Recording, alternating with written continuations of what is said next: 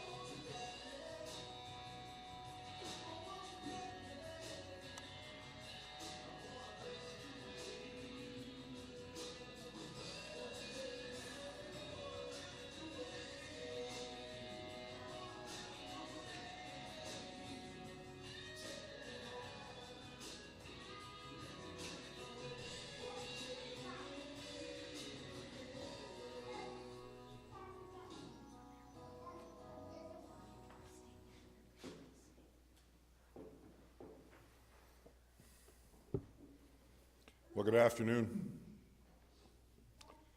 Just a little bit of housekeeping as we move forward in our times today. I invite you to reach into your pocket, find your best friend, make sure it's on silent so as not to disrupt the flow of our time here together today. We light this candle to represent our grief. The pain of losing you is real. It reminds us of the depth of our love for you. It reminds us that our lives are now changed forever. And we light it for our love. We light this candle that your light will always shine. We cherish the special place in our hearts that will always be reserved just for you. We thank you for this gift that your living has brought to each of us. You are loved. You will long be remembered. Would you come?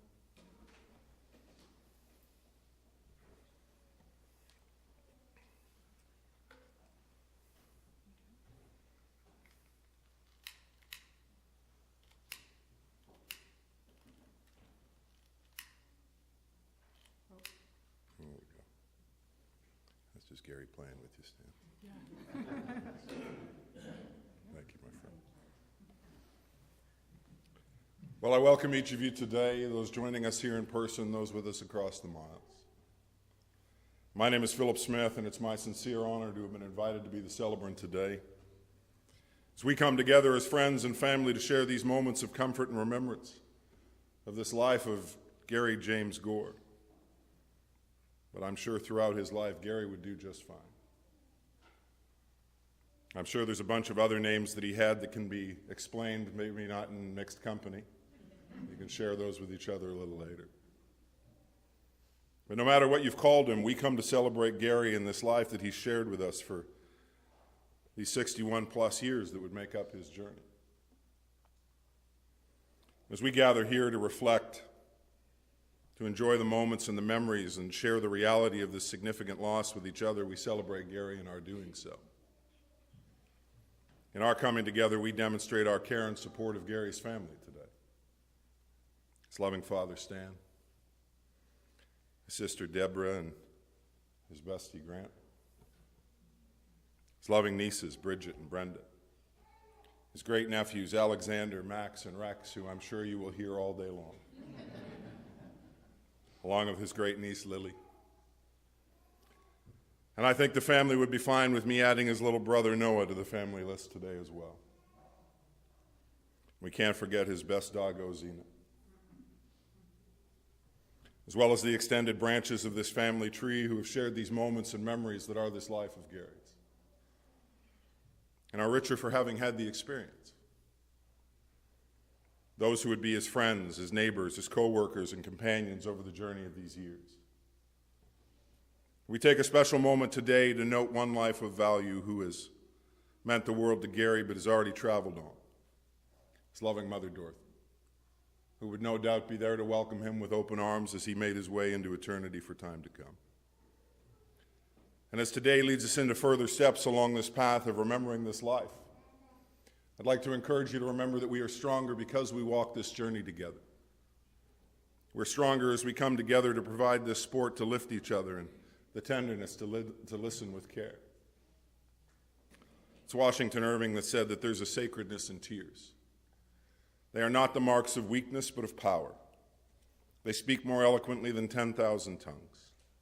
They are the messengers of overwhelming grief and unspeakable love. And so as we take these moments shared today, there may certainly be some tears, but we welcome them. And we also welcome the laughter that will undoubtedly be found as we explore this life as well. But in all of it, my goal is for us to see this time as a time to gather strength from one another. And more importantly, to carve out more space in our hearts for these memories of Garry to live on there. I heard a quote once that said, "Our fingerprints don't fade from the lives that we have touched."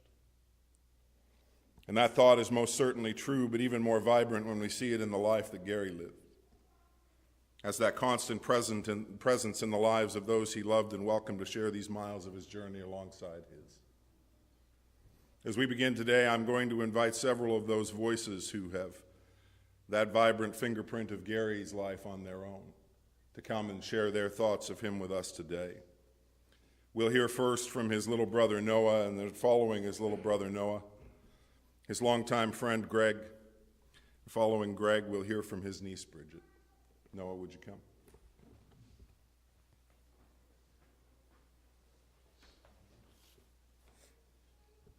For those of you that don't know me, my name is Noah Cunningham Davis.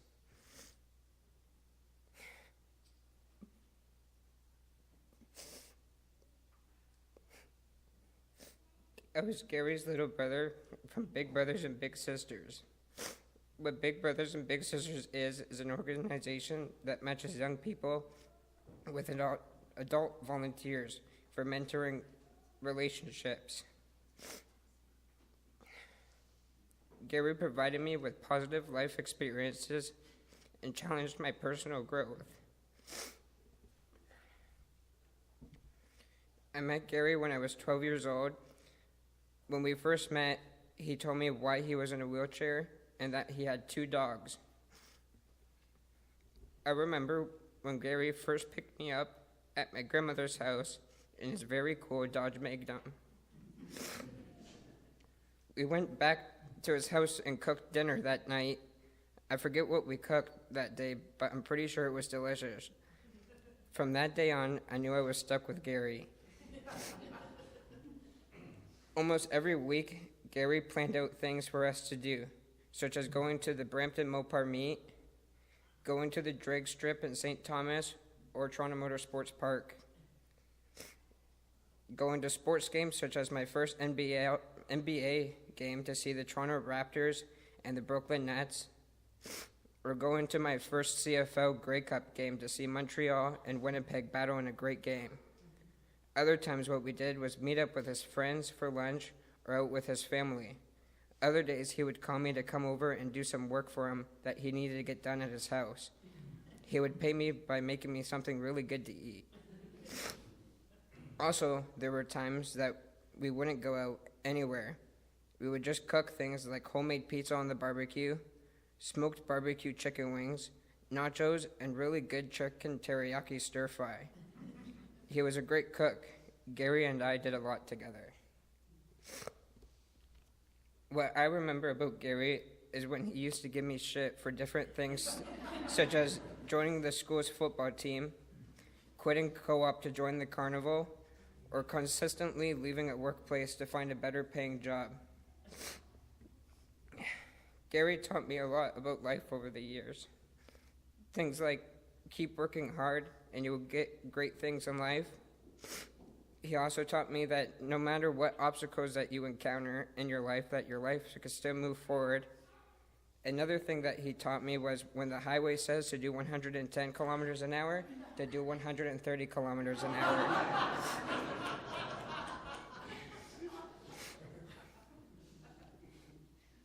Gary was my biggest support in life. When I had breakups, he was the first one I would call for advice. Actually, every time I was stuck in making decisions that would affect my life, I'd call up Gary and ask him for his opinion. He was my best friend, someone that was there to talk to all the time, my support person when I needed help, and a brother to me.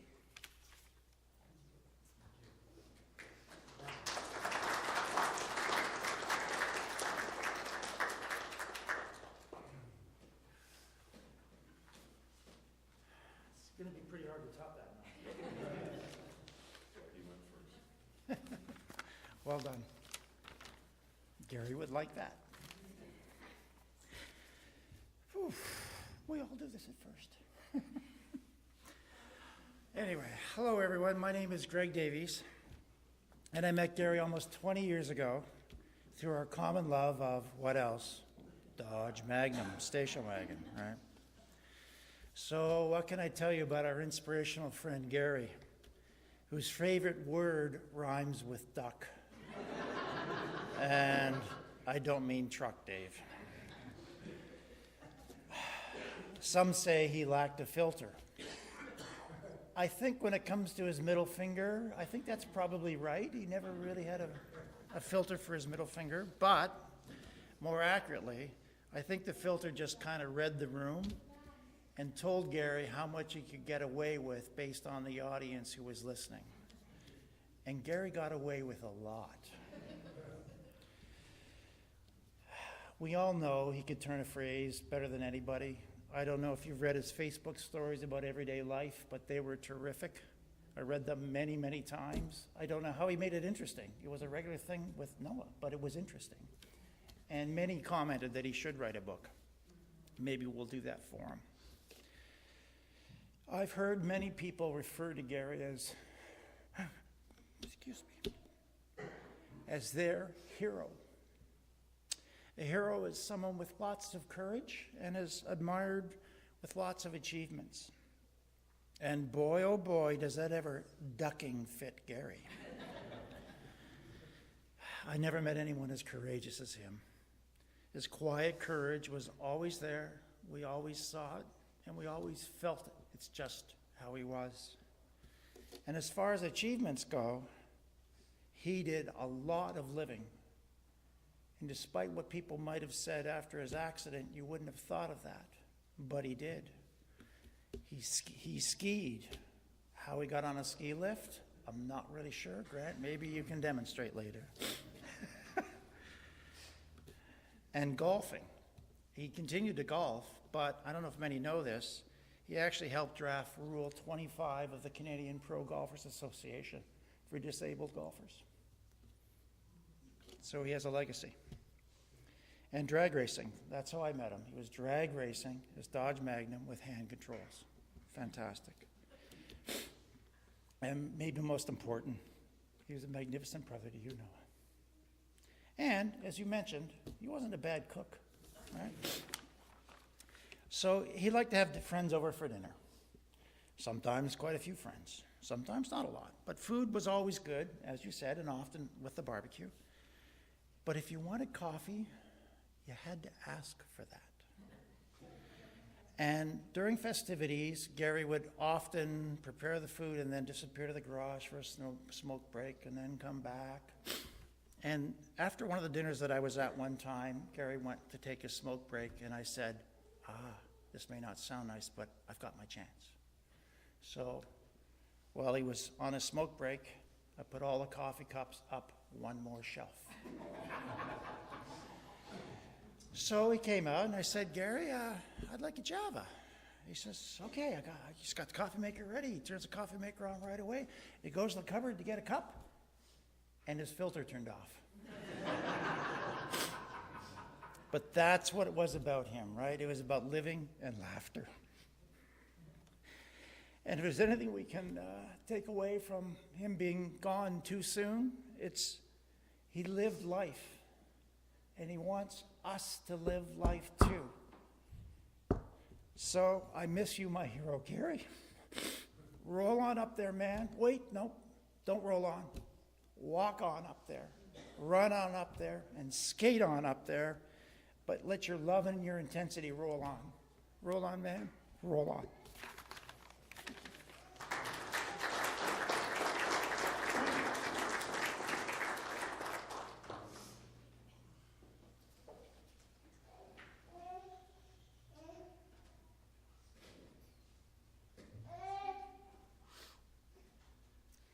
Ladies and gentlemen, family, friends, and anyone who's ever been on the receiving end of a well-timed eyebrow raise. We are gathered here today to celebrate the unforgettable force of nature that was Garry James Gore. Now, let's be honest. Garry didn't just enter a room, he arrived. Usually with a Timmy's ice cap in hand, probably with a dramatic sigh, and always with a comment that made you laugh, blush, or question your entire outfit choice. He was joy in motion, with a little bit of spice and a whole lot of glitter in that soul. He had a laugh that could wake the neighbors, and often did, a sass level that could only be measured in Beyonce units, and a heart so big it made room for everyone, even if you got roasted the moment you walked in. Garry loved life. The music too loud, the smoker on, the joints a-rollin', his fur babies by his side, and often friends coming and going. This was his happy place.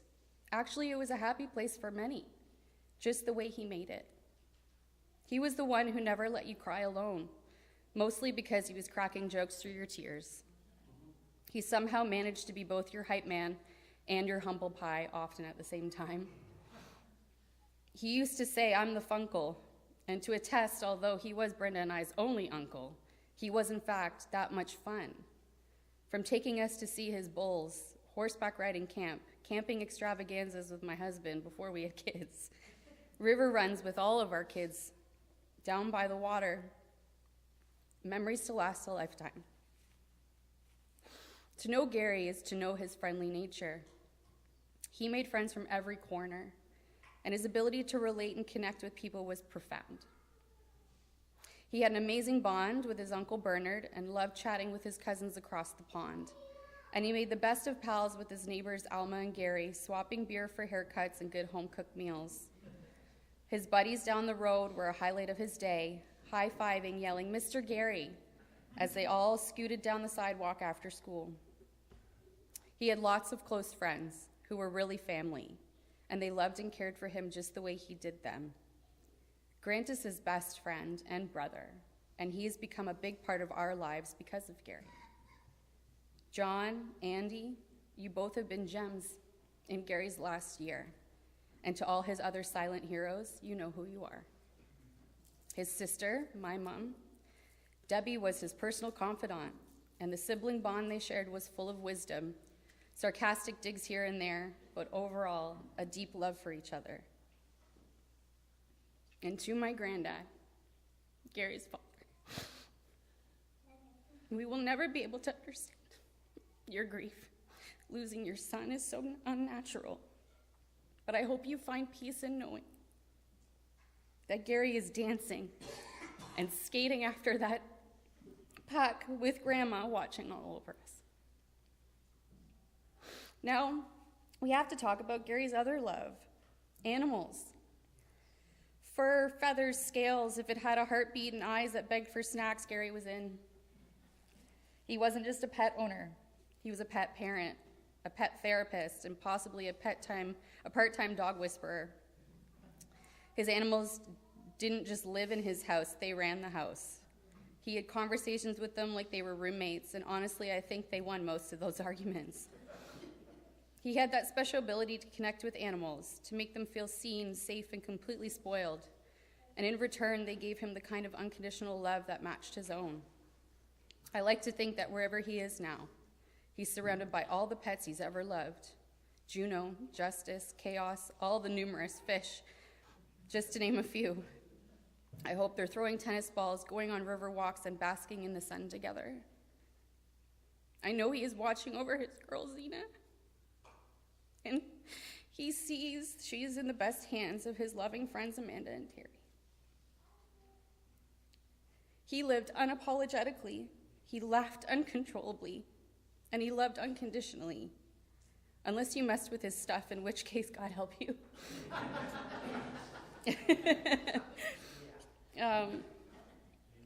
We'll miss the sound of his laughter echoing down the street, the sparkle in his eye when he had a mischievous idea, which was often, and his ability to make every ordinary moment feel like a red carpet event.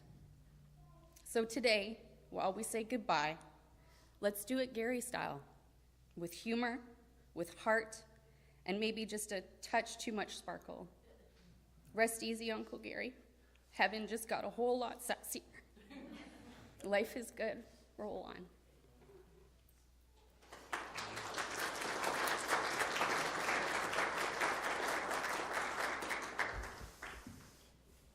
Well, thank you each for the beauty of those words today.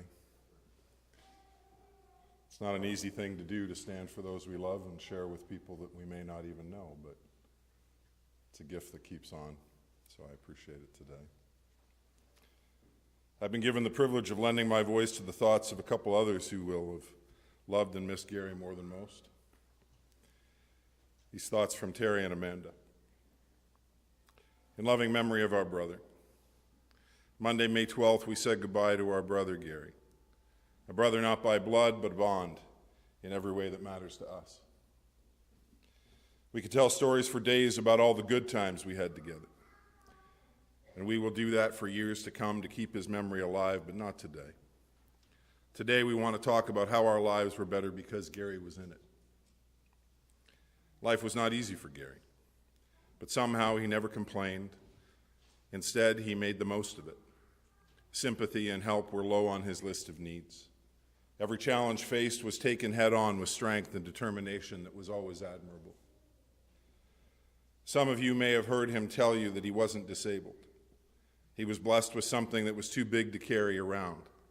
Well, this story is true. That something was his heart. As a family, little brothers, pets, friends, and people in his community all felt his love. Nothing could stop him from getting the most that life had to offer. His level of independence would change the way people looked at someone with a disability. He was better known for his ability. Whether it was sports, car events, barbecues, he was involved. Like many today, our hearts here are heavy. We feel an emptiness that words cannot explain. But we're here together, brought together again by Garry, the way he always brought people together. The world seems to be quiet without your words, your wisdom, your laughter. We were blessed to have you in our lives. We hope you know how much of an inspiration you were to us and to so many people. And though you're gone, your spirit stays with us. In every moment of strength, in every act of kindness, we will carry you forward with our love and your loyalty. We are better people for having known you. Rest easy, brother. Roll on. Terry and Amanda. Thank you for allowing me to lend my voice to your thoughts today. He was from Manchester. If you don't know where that is, find an atlas. He'd be welcomed to the love of his mother Dorothy and his father Stan on that 29th day of January, 1964. And for 14 months, Garry would have the run of the roost. He'd be the top dog in that house, the king of the castle, so to speak, before his big sister Deb would arrive on the scene. Together, the Gore family would see a plan unfold for each of them. A plan that so many families from Europe had made in those mid-60s. And when Garry was about 2 years old, he and his family, his little sister Deb, would board the RMS Corinthia at Liverpool. As a proud member of the Cunard Line and bound for a new life across the Atlantic. The voyage would see them at sea for just over a week. No doubt that time would see Dorothy and Stan both working to keep their adventure-seeking Garry in tow. To entertain him for all those hours at sea, no doubt.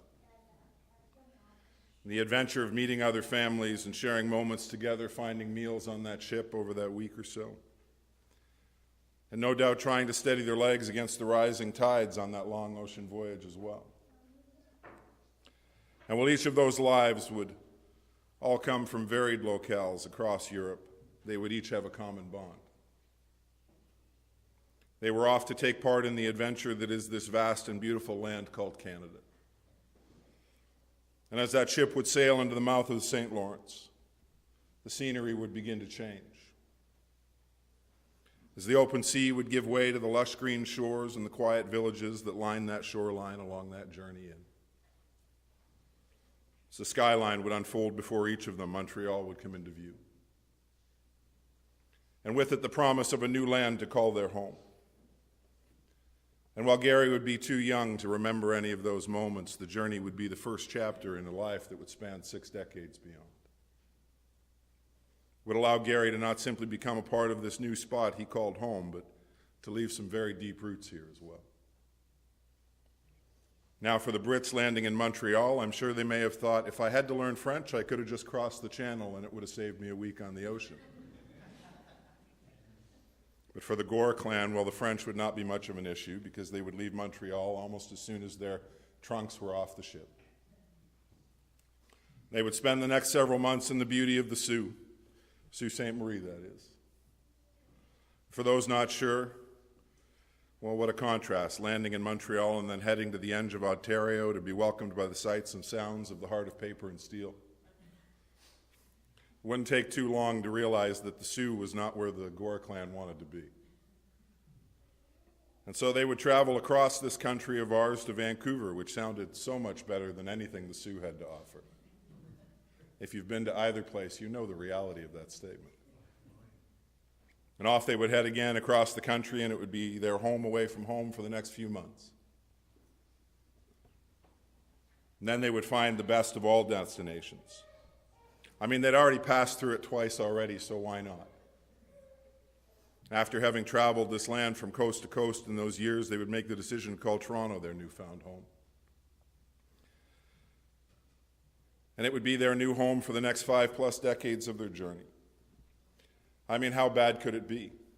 Toronto had won their 13th Stanley Cup that year, so it must be a great spot. And what a thrill to be living here when they would do it again, so that everyone would say for the next 60 years. And they would make the East End of Toronto their new home. And when I met with the family the other night, I asked Stan to tell me what Garry was like as a boy. And Stan told me that Garry, well, he was okay. Now, in all fairness, I did cut him off mid-thought before he could go on to tell me how adventurous Garry was, how he loved the journey of this life, even as a little one. Sometimes that adventure would see he and his sister playing in the local cemetery together, which was usually fine, except on those days when the police would come rolling through. His sister Deb would not be exactly sure what to do, no doubt, and would look to Garry for support and guidance in that moment. Well, Garry would take the same approach that he would if a bear had been chasing him. You don't have to be the fastest, you just have to be faster than the one beside you. And so as she would look for Garry's care, she would simply see his skinny ass shimmering up the tree beside him,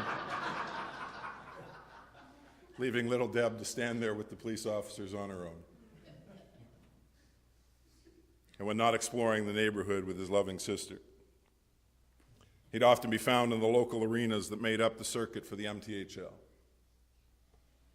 He would venture further into the ranks, his skills would be shown more and more, and from being a part of winning teams for the Timmy Tyke tournament, which was played at Maple Leaf Gardens, to the years of travel teams and the games that saw he and Stan exploring rinks all across southern Ontario and down into Michigan as well.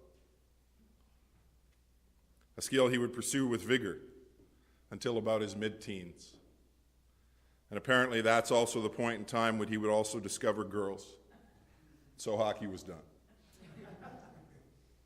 And I asked Debbie to tell me what he was like as a brother, you know, in spite of the earlier foibles of their relationship.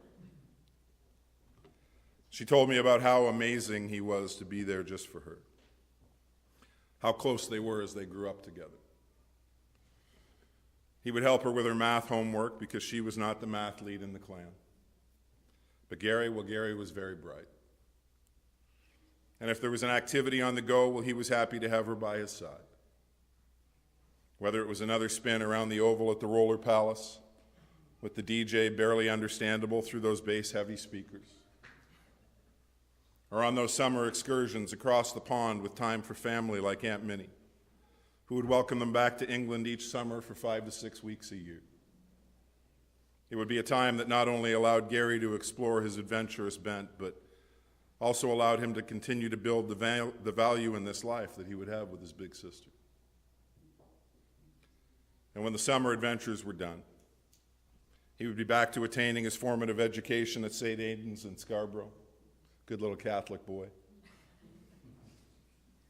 And then he would take his high school years at Francis Lieberman and would graduate from my old stomping grounds at Lamoureux, before finding his footing in this working world. Those working years would see him find space at Dominion Dairies, a spot that Dad was working in as well. You know, back when all you needed to do to get a job was to know somebody that worked there. I was assured that they were never working in the same areas, which is a good plan, Stan. Plausible deniability is the key to nepotism. And in time, though, Garry would find his skills being utilized by the fine folks at Shopsy's Deli. He would be a chef on their line at their location at Yonge and Front, and for Garry, life was good. He was finding the path for his journey. He was sharing time with Teresa and still a lovingly annoying big brother, making time to share with family in those moments that would matter most. And yet in 1988, a blown tire would change that reality in very significant ways for Garry. At just 24, Garry would be involved in a rollover that would change so much of his journey in the years that would follow. His dog at the time, Rebel, would be riding alongside Garry and would literally save his life. As she would flee the wreck and find the nearest human and bark until they followed. The end result, Garry's injuries would see him live the remainder of his days with the aid of his chair. And those initial couple years after the accident would see him return to the love and care of Dorothy and Stan's home as he would work through his rehab, as he would find a new normal in his journey. And with significant recovery under his belt, Garry would make the decision that living at home at 26 just wasn't cool. And if we're honest, it may not have allowed him for the ability to party in the way that Garry liked to party either. So he would strike out on his own once more. Those first few years would see him make a home on the lake shore, and those initial years to feel out the process and ensure that he was good to do this thing. And with his own drive and the love of family and friends and Teresa, he would prove that he was more than just good. He was Garry Gore. And that drive to be all that he could be in this life would see the chapters that followed as a life filled with vibrance, love, friendship, family, success, in all the ways that a life can hope for. He would move to Georgetown and would join the fine folks at Bell as a part of their sales team. And let's just say his gift of gab would never fail him. He'd be very successful in that effort as well. And it would be in '93 that he and Teresa would decide that they would join their lives in marriage, journey forward together as partners. A partnership that would see them find that love and life shared for the next 16 years together. And those years would not just see them share a life together, but they would also see them share that love of Mopar beauties parked in their driveway. Teresa with the 300C on one side and Garry with his beautifully done-up Magnum, complete with its Toronto maple leaf accents and paint. And whether it was doing it up for a local car event or Garry had his helmet on and the hand controls firmly gripped as it rocked him forward down that track, it would be one of the most welcome sets of wheels that he would ever be in control of. And it would take him to some interesting points in the journey as well. I think of last August in Detroit. Garry would be at a car event and Jay Leno would be on site with his very rare 63 Chrysler Turbine on display. Garry minding his own business, and when the chin of comedy would come across the grounds to the vendor where Garry was having a bite to eat, Jay would turn away autograph hounds. Begun to walk back to the main hall when Garry would toss out, "Sure, not signing anything for the guy in the chair, eh?" And it was more than enough to get Jay Leno to turn back and see Garry's smile. He would not just sign an autograph for Garry, but would pose for a picture as well. But then again, Garry would never let the chair be a reason to have people look down on him. He would be the constant moment of humor in a room or an elevator. Like when some buddies and he would head to Niagara Falls for a weekend outing just a while back. When they would be deciding on dinner spots, they would pick the one at the top of the hotel on the 30th floor. When finding that the first elevator that they chose didn't get them to the 30th, only to the 29th, they would make their way into the next elevator beside. And as they got on, John would note for the group that was their group, also those in the elevator who weren't part of their group. If this doesn't go all the way to the 30th, we can just get off the 29th and take the stairs. Garry's response, "Well, John, you do know that stairs are kind of a bitch for me, right?" Needless to say, the entire elevator was caught off guard, and it was a great moment for Garry and those that were with him. I'm told dinner was great as well. Or when he'd be out and about, whether playing another game of pool or just hanging out with the likes of Andy, Garry and Alma, John, Peter, or Adam. You always knew that you would have a story to go home with if Garry was there. especially if the bartender didn't see his hand waving above the bar. Well, the bartender may not see what was coming either. But Garry wasn't ever afraid to make them smile either. A quick line like, "That's enough, don't make me get up," would fill the moment with a burst of laughter and Garry's smile, and no doubt get him some good graces for the rest of the night, to be certain. And when he wasn't out with friends, well, you could usually find them with them in all the old familiar places like his spot. And when the weather was warm enough to fire up the barbecue or the smoker, well, there Garry would be, to ensure that he was filling the air with the aroma of amazing meals, among other scents. If you know, you know. Or you might find him on the golf course, as Garry would be the president of the Disabled Golfers Association of Canada from '99 into the early 2000s. And for Garry, the game would mean he would simply drag his chair across the course behind the cart and transition to it to make his shots, and then back into the cart and on to the next position. Seeing him make about 200 transitions a game. Now, if we're honest, the number would have been significantly lower if he could have ever hit under 100 on a round. I did not write that particular joke, so if it offends you personally, please send your letters to We Are Garry's Friends. And when the snow was covering the ground, well, there would always still be that desire for some adventure and some friends. You might find him at the local ski hill then. He would strap into his sit-down chair with its mono-ski and shock attached and take to the hills with all the vigor of an Olympic athlete. The only challenge, as we've already noted today, the only challenge with those days was simply getting Garry onto the lift.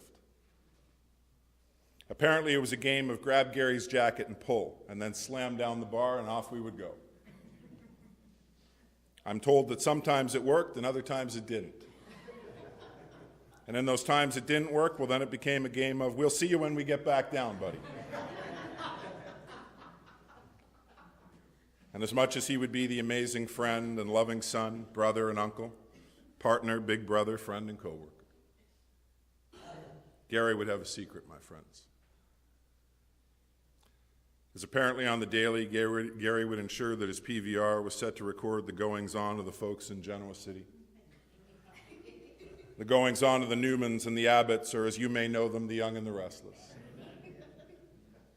And just to round out the day, he'd also be transfixed by the lives of the Brady, Hortana, and DeMira families. And that chilling catchphrase, like sands through the hourglass, so are the days of our lives. He would record those shows so he could always make sure that when the clock struck 3:15, Mr. Garry would be in the perfect spot to welcome the neighborhood kids home from their long and taxing days of being at school. And when they made their way past Garry on his porch, that daily fist bump and a quick hello to Mr. Garry. Each year at Christmas, he would do a hat exchange with those littles. Garry stocking up on hats for them for Christmas and making their journey just a little brighter by his having been a part of it. A brightness that would also be shared with Noah along those years that he shared in this Big Brother program. A program that would bring just as much joy to each event shared for Garry as it would for Noah, I have no doubt. And through it all, Garry would remain upbeat and independent, the independent soul that he had always been. Oh, sure, you may have had to get past the loudness at first, make the decision as to whether Garry was your cup of tea or not, but either way, it was fine with Garry. Because there were loads of folks that loved to share the rarefied air that was Garry, and that air filled with his love and joy no matter where he went. And just to make you even more uncomfortable, he might have even been wearing a t-shirt that simply said, "No, I don't need a push," written across it. And it was that determination within himself, the support that he knew surrounded him in this family and within this circle of friends. It was that would give Garry the resolve to deal with his diagnosis head on. It would be in May of 2024 that it would come. And he would be told that it was already well progressed. And that without a fight, he might get 4 months and likely 10 with one.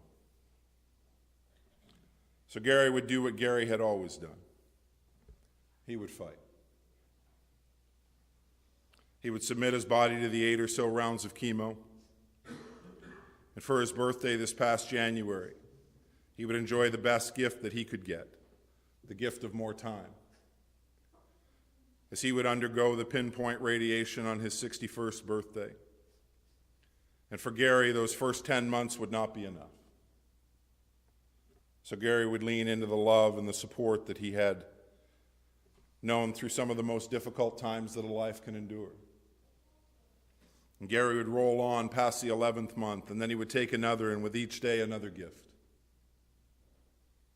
The love of family, the love of those he knew, his friends. One friend in particular would even take a leave of absence in those final months, so that Garry would have all the support that he could ever need. And when it would become too much for them to handle on their own, the medical teams would have given Garry their opinion. He would take the step to spend his final days in the care of the palliative teams at Brantford General.